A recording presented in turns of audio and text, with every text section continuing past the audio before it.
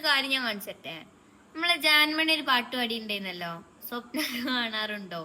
അപ്പൊ അത് ജാൻമണി പാടി കേൾക്കുമ്പോ ഐസുന് ഒരു പ്രശ്നമില്ല, അവളത് കേട്ടിരുന്നു.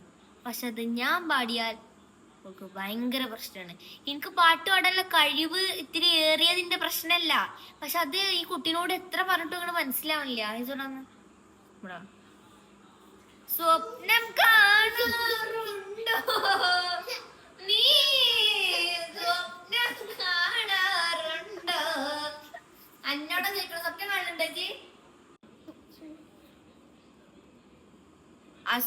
സ്വപ്നം കാണാറുണ്ടോ നീ, സ്വപ്നം കാണാറുണ്ടോ.